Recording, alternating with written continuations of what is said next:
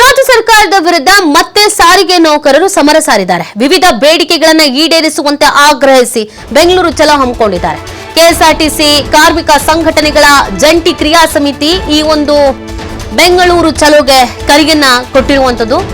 ಇವತ್ತು freedom park ನಲ್ಲಿ ಸಾಂಕೇತಿಕ ಹೋರಾಟಕ್ಕೆ ಇವರು ನಿರ್ಧರಿಸಿಕೊಂಡಿದ್ದಾರೆ. ಬೆಳಗ್ಗೆ 11 ಗಂಟೆಯಿಂದ ಸಂಜೆ 4 ಗಂಟೆ ತನಕ ಒಂದು ಸಾಂಕೇತಿಕ ಹೋರಾಟವನ್ನು ಮಾಡಬೇಕು ಅಂತ ನಿರ್ಧರಿಸಿದ್ದಾರೆ. ಇದಾದ ನಂತರ ಮತ್ತೆ ಪ್ಲಾನ್ ಮಾಡ್ಕೊಂತಾರೆ.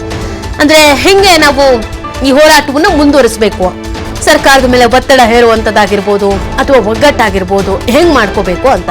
ಸರ್ಕಾರ ಬಿಡುಗಡೆ ಮಾಡಿರುವಂತಹ ವೇತನ ಪರಿಷ್ಕರಣೆಗೆ ಅಸಮ್ಮತಿ. ಅವ್ರು ಹೇಳಿದಕ್ಕೆ ಒಪ್ಕೊಳ್ತಾ ಇಲ್ಲ, ಆಗದೇ ಇಲ್ಲ, ನಾವೇನ್ ಹೇಳಿದೀವಿ ಅಷ್ಟು ಆಗ್ಬೇಕು ಅಂತ ಹೇಳ್ತಾ ಇದ್ದಾರೆ. ಮತ್ತೆ ಆಮೇಲೆ ಇನ್ನೊಂದು ಇವರಿಗೆ ಅಸಮಾಧಾನ ಅಂತ ಅನಿಸ್ತಾ ಇರೋದು, ಇದು ಒನ್ ಸೈಡೆಡ್ ಏಕಪಕ್ಷೀಯ ನಿರ್ಧಾರ ಸರ್ಕಾರದ್ದು.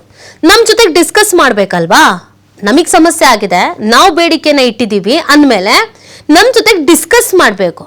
ಏನು ಡಿಸ್ಕಸ್ ಮಾಡ್ದೇನೆ ಏಕಪಕ್ಷೀಯವಾಗಿ ಇಷ್ಟು ಕೊಟ್ಬಿಡ್ತೀವಿ, ಇಷ್ಟ ಆಗ್ಬಿಡುತ್ತೆ ಅಂತಂದ್ರೆ ಹೆಂಗ್ ಸಾಧ್ಯ? ಆಗಲ್ಲ ಅಂತ ಹೇಳ್ತಾ ಇದ್ದಾರೆ. ಸಾರಿಗೆ ನೌಕರರ ವಿರೋಧ ವ್ಯಕ್ತವಾಗ್ತಾ ಇರುವಂತದ್ದು ಸರ್ಕಾರದ ಈ ನಡೆಗೆ. ಹಾಗಾಗಿ ಇವತ್ತು ಫ್ರೀಡಂ ಪಾರ್ಕ್ ನಲ್ಲಿ ಮುಷ್ಕರದ ದಿನಾಂಕ ಕೂಡ ಪ್ರಕಟ ಮಾಡ್ತಾರೆ. ಎಲ್ಲ ಮಾತಾಡಿ ಹೇಗ್ ಮುಷ್ಕರ ಮಾಡಬೇಕು, ಎಷ್ಟು ಎಫೆಕ್ಟಿವ್ ಆಗಿರ್ಬೇಕು, ಯಾವತ್ತು ಮಾಡಬೇಕು, ಅದೆಲ್ಲದ್ರ ಬಗ್ಗೆ ಇವತ್ತು ತಿಳಿಸ್ತಾರೆ. ನಾಳೆಯಿಂದ ಬಸ್ಗಳ ಸಂಚಾರದಲ್ಲಿ ವ್ಯತ್ಯಯ ಆಗಬಹುದಾದ ಸಾಧ್ಯತೆ ಇದೆ. ಬೆಂಗಳೂರು ಚಲೋದಲ್ಲಿ ವಾರದ ರಜೆ ಇರುವ ಸಿಬ್ಬಂದಿ ಮಾತ್ರ ಭಾಗಿ ಅಂತ ಹೇಳ್ತಾ ಇದ್ದಾರೆ. ಇರುತ್ತಲ್ಲ ರಜಾ, ಒನ್ ಡೇ, ಯಾರ್ಯಾರಿಗೆಲ್ಲ ಹಂಗ್ ರಜೆ ಇದೆಯೋ ಅವ್ರು ಮಾತ್ರ ಭಾಗಿಯಾಗಬೇಕು ಅಂತ ಹೇಳಿದ್ದಾರೆ. ಬಿಎಂಟಿಸಿ, ಕೆಎಸ್ಆರ್ಟಿಸಿ ಸೇರಿದಂತೆ 4 ನಿಗಮದ ನೌಕರರು ಕೂಡ ಇದ್ರಲ್ಲಿ ಭಾಗಿಯಾಗ್ತಾ ಇದ್ದಾರೆ.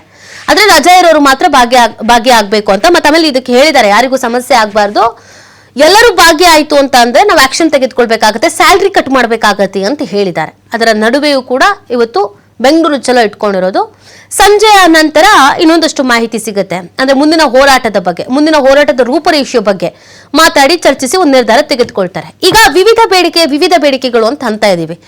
ಏನು ಬೇಡಿಕೆ?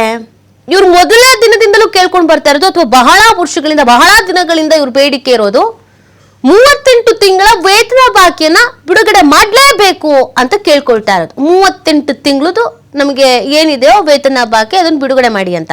ಸೊ ನಿನ್ನೆ ಸರ್ಕಾರದವ್ರಿಗೆ ಏನ್ ಹೇಳಿದ್ರು, 26 ತಿಂಗಳದ್ದು ಕೊಡ್ತೀವಿ ಅಂತ ಹೇಳಿದ್ರು. ಬಟ್ ಅದಕ್ಕೆ ಒಪ್ಕೊಳ್ತಾ ಇಲ್ಲ. 38 ಅಂದ್ರೆ 38 ಅಂತ ಹೇಳ್ತಾ ಇದ್ದಾರೆ. ಆಮೇಲೆ 2024 ಜನವರಿ 1ರಿಂದ ಅನ್ವಯವಾಗುವಂತೆ ವೇತನ ಪರಿಷ್ಕರಣೆ, ಇದು ಬಹಳ ದಿನಗಳ ಬೇಡಿಕೆ. ಇನ್ನು ಸಾರಿಗೆ ಸಂಸ್ಥೆಗಳ ಖಾಸಗೀಕರಣವನ್ನು ತಡಿಬೇಕು. ಖಾಸಗೀಕರಣ ಆಗೋದ್ರಿಂದ ಸಮಸ್ಯೆ ಆಗುತ್ತೆ, ಕೆಲಸಗಳಿಗೆ ಹೊಡೆತ ಬೀಳುತ್ತೆ ಅಂತ. ಹಾಗಾಗಿ ಸಾರಿಗೆ ಸಂಸ್ಥೆಗಳ ಖಾಸಗೀಕರಣವನ್ನು ತಡಿಬೇಕು ಅಂತ. ಆಮೇಲೆ ನೌಕರರ ಮೇಲೆ ಕಿರುಕುಳ ಅನ್ನೋದು ನಿನ್ನೆ ಮೊನ್ನೆ ಇದಲ್ಲ, ಸುಮಾರು ವರ್ಷಗಳಿಂದ ಇದೆ. ಈ ಸಾರಿಗೆ ನೌಕರರಿಗೆ ಕಿರುಕುಳ ಕೊಡ್ಲಾಗತ್ತೆ, ಓವರ್ ಡ್ಯೂಟಿ ಮಾಡಿಸ್ಕೊಳ್ತಾರೆ, ರಜಾ ಕೊಡಲ್ಲ, ಅನಿವಾರ್ಯ ಪರಿಸ್ಥಿತಿ, ಹೆಲ್ತ್ ಇಶ್ಯೂಸು, ಏನೋ ಎಮರ್ಜೆನ್ಸಿ ಅಂತಂದ್ರೂ ರಜಾ ಇರಲ್ಲ. ರಜಾ ಜಾಸ್ತಿ ಕೇಳಿದ್ರು ಅಂದ್ರೆ ಕೆಲ್ಸಕ್ಕೆ ಬರಬೇಡಿ ಅಂತಾರೆ. ಹಿರಿಯ ಅಧಿಕಾರಿಗಳ ಒತ್ತಡ, ಕಿರಿಕಿರಿ ಇದೆಲ್ಲ ಇದೆ ಅಂತ. ಒಂದಷ್ಟು ಘಟನೆಗಳು ನಡೆದಿದೆ. ಬಸ್ಸಲ್ಲೇ ಎಲ್ಲ ಸೂಸೈಡ್ ಮಾಡ್ಕೊಂಡಿದ್ದೆಲ್ಲ ನೋಡಿದ್ರಿ ನೀವು, ಕಂಡಕ್ಟರ್ಗಳು, ಡ್ರೈವರ್ಗಳೆಲ್ಲ. ಅಂದ್ರೆ ಅಷ್ಟ್ರ ಮಟ್ಟಿಗೆ ಒತ್ತಡ ಅನ್ನೋದು ಇದೆ ಅಂತ. ಸೊ ಇದೆಲ್ಲ ನಿಂತು ಬಿಡಬೇಕು, ನಮ್ಗೆ ಅಂತ ಒಂದು ರೀತಿಯಾದಂತ ವ್ಯವಸ್ಥೆ ಇರಬೇಕು ಅನ್ನೋದು ಕೇಳ್ಕೊಳ್ತಾ ಇದ್ದಾರೆ. ಇಷ್ಟು ಬೇಡಿಕೆಯನ್ನು ಅವ್ರು ಇಟ್ಕೊಂಡಿರೋದು ಪ್ರಮುಖವಾಗಿ. ಇನ್ನೂ ಒಂದಷ್ಟು ಬೇಡಿಕೆಗಳಿದೆ. ಹೈಲೈಟ್ ಅಂತ ನಾವೇನ್ ನೋಡ್ತಿದೀವಿ, ಪ್ರಮುಖ ಬೇಡಿಕೆಗಳು ಅಂತ ಏನ್ ನೋಡ್ತಾ ಇದೀವಿ, ನಾನು ಈಗ ಹೇಳದ್ನಲ್ಲ ಆ ಬೇಡಿಕೆಗಳು, ಇವುಗಳನ್ನ ಈಡೇರಿಸಲೇಬೇಕು ಅಂತ ಕೇಳ್ಕೊಳ್ತಾ ಇದ್ದಾರೆ. ಬಟ್ ಸರ್ಕಾರದ ವಾದ ಬೇರೆ ಇದೆ. ನಮ್ಮನ್ನು ಒಂಚೂರು ನೀವು ಅರ್ಥ ಮಾಡ್ಕೋಬೇಕು ಅಂತ ಸರ್ಕಾರದವ್ರು ಹೇಳ್ತಾ ಇದ್ದಾರೆ. ಬಟ್ ಅರ್ಥ ಮಾಡ್ಕೊಳ್ಳೋ ಪರಿಸ್ಥಿತಿಲಿ ನಾವಿಲ್ಲ. ನಾವು ಅರ್ಥ ಮಾಡ್ಕೊಂಡು ಸಾಕಾಗಿ ಹೋಗಿದೆ, ಸೋತ್ ಹೋಗ್ಬಿಟ್ಟಿದ್ದೀವಿ, ಇನ್ನಾಗಲ್ಲ ಅಂತ ಸಾರಿಗೆ ನೌಕರರ ಸಂಘದವ್ರು ಹೇಳ್ತಾ ಇದ್ದಾರೆ. ಒಟ್ನಲ್ಲಿ ಇವತ್ತು ಬೆಂಗಳೂರು ಚಲೋ ಇಟ್ಕೊಂಡಿದ್ದಾರೆ. ಫ್ರೀಡಂ ಪಾರ್ಕ್ನಲ್ಲಿ ಸಾವಿರಾರು ಸಂಖ್ಯೆಯಲ್ಲಿ ಸೇರ್ಬಹುದಾದ ಸಾಧ್ಯತೆ ಇದೆ ಅಂತ ಹೇಳ್ತಾ ಇದ್ದಾರೆ.